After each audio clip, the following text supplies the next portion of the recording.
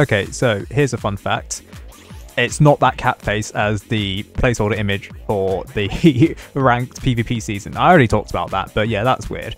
But no, what is weird is the fact that the Firework Technician can still technically appear on the mission quests. Now, it's not here today, but in the past, it has previously appeared here. But certainly on other days, the Firework Technician's mission quest has appeared here in the daily rotation of quests. And in fact, the military base skin, base 1776, that also has appeared. In fact, it appeared on the 13th of August 2025 as one of the rotating mission quests that you could actually start and complete, meaning that the Firework Technician is still able to be gotten through this method, even though it's not meant to. I think the Firework Technician and the base 1776 skin, their mission quests are meant to go offline at least within a month of them being released, of the 4th of July. It's currently the 15th of August as I record this video, so it is very likely that they should have been removed.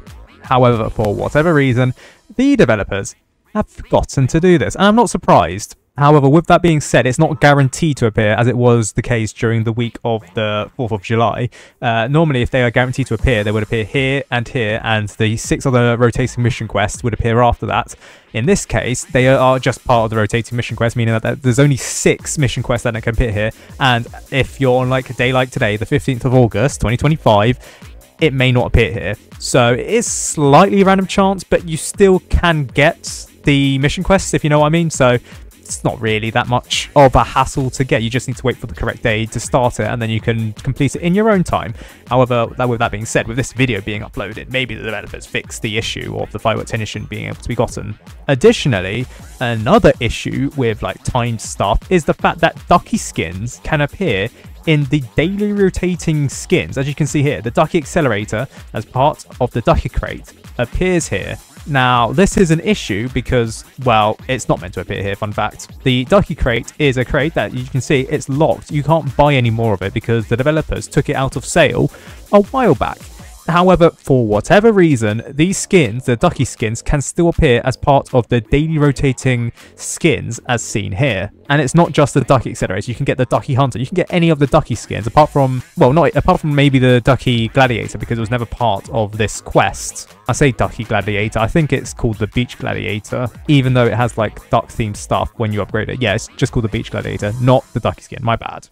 But you can still get ducky skins here, and so if they appear here, you might as well get it, because there is currently no way of getting these skins because the ducky crate is off sale now, so might as well get it if you don't have it. It's much like the content creator skins, which are limited to the daily store only, except that's intentional. Having the ducky skins being available in the daily rotating store, that's unintentional. So yeah, I guess you should be glad that they're here until the developers remove it, likely because of this video. Now, I'm not saying that this is a very good way of getting all of the ducky skins from the crate, because, well, there are 15 skins that appear here, and from my reckoning, there's only about a 1 in 50 chance maybe that a ducky skin appears, and it may be a repeat skin. So I swear I've seen like the ducky accelerator appear in the daily store before, and nothing like the ducky farm appearing. So while it's not a good method of getting the ducky skins, it is literally the only method of getting the ducky skins, given the fact that the ducky crate is off sale. Also, as another fun fact,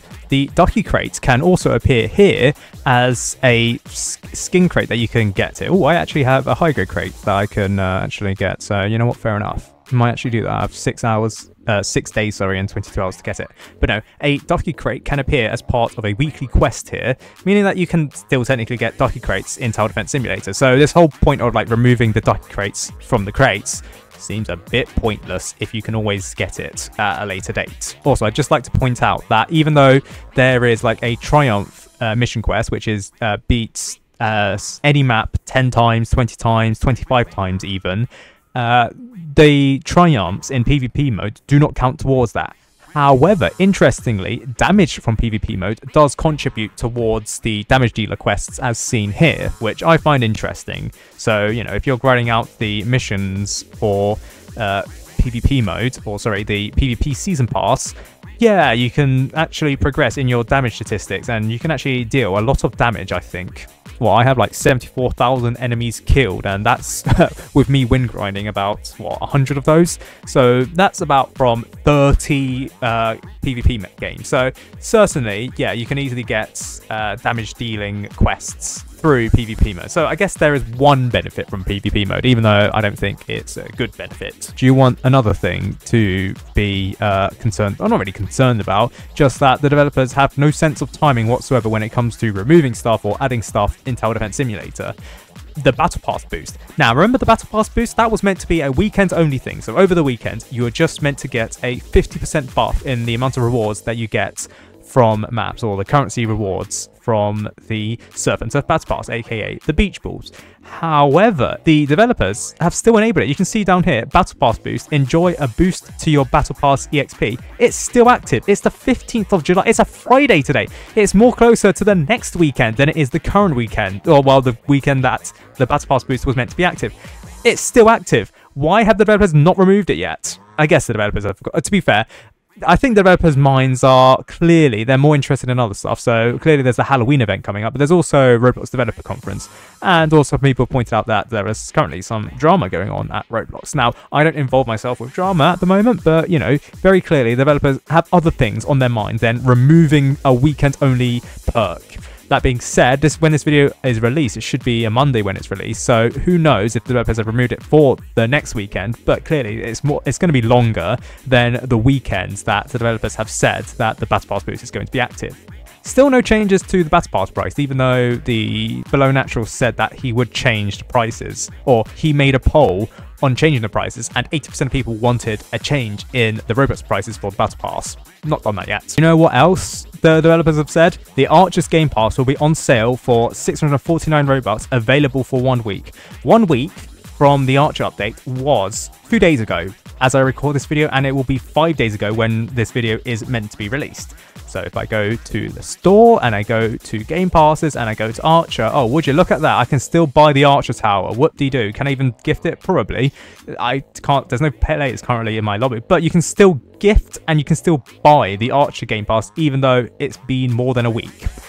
Yeah, the developers literally have no sense of like time when it comes to dates. So yeah, that when I joked about the Archer not going off sale after a week and it's likely to be on sale for at least 2 weeks, I'm kind of right. As you can see, on the topic of Game Passes, the developers have enabled regional pricing on all of the Game Passes now. It seems like previously there were some variable changes depending on the demand for some of the Game Passes, which meant that some people actually got a 20% discount on some of the Game Passes, but they have enabled regional pricing from all of the Game Passes, it seems like. So as you can see here, the admin mode, is 3,199 Robux, which is still quite expensive and still significant for people of probably where this person's from, but the Game Passes are cheaper in certain countries. That being said, for me, it's still like £50, which I'm not buying. But then you got the Archer, which is also 469 Robux. Again, very interesting because they have stated it to be 649 Robux in their update log, but also I would have thought for like event towers and limited time Game Passes, they don't go on regional pricing, but it seems like the developers have enabled it for all of the Game Passes now, which I guess is good. However, I feel like there's going to be someone who's like hacks their IP address or their location, Roblox location, to be that of like Argentina, for example, and then gets a discount, a massive discount on all of the Game Passes in Tower Defense Simulator. I would be intrigued to know if that's possible because maybe I'm interested. I'm just saying. I'm not entirely sure if this is also enabled for developer products. I don't think it's enabled for developer products, but you can get meme emotes for 30 Robux. Jesus, that's quite cheap. Can I get cheaper prices, please? Thank you. And I think Menton sums up this stuff the best. So if developers ever say something with a deadline will become unavailable when that deadline hits, they will 90% of the time be wrong. The 9% is the automated ones. Hard to screw up on that. So that is true. I mean, if you code the automatic things incorrectly, then why are you a developer? That's just a joke. Obviously, there could be typos, stuff like that. And then the last 1% is them actually remembering to manually disable it, which is true. There is every chance that the developers disable it on time.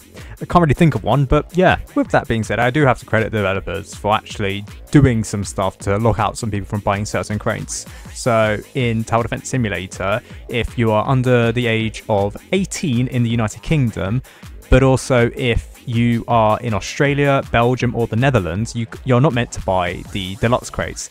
And they can still appear in the daily rotations of crates as seen here, but they are now locked off as they are meant to be, as you can see here. Now, obviously on my main account, they aren't locked off because my main account is verified to be above the age of 18.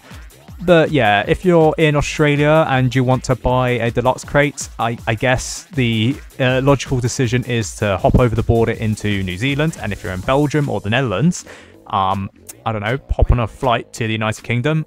Actually, no, if you're under the age of 18, you can't do that. Hop on a flight to France or train to France. Better environmental footprint for that. Yeah, get on a train.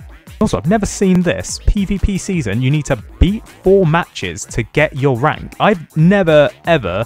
When I first did this, when I beat my first match, I got ranked anyways. Now, if you're unranked, you need to beat 4 matches to get you ranked. Yeah, okay, that's weird. And according to Menton, the unranked UI, apparently, no elo will be shown as gained. And once you do that, beat it, you get a ton of elo, but visually it caps out like 200. This was added before the next rank UI, meaning that the developers forgot this prompt telling you how to rank up even exists. Which confirms to me, actually, that the previous reward system for elo in Tower Defense Simulator wasn't meant to be used for ranked matches, which I think is better. I think the developers should just go back to the way that it seems like it was in developmental period, where wins counted towards the PvP season and not elo. Elo is just a shit way of calculating your rewards from PvP mode. I think it definitely should just be wins, not elo. So like, can we go back to how it was previously? Thank you very much, developers.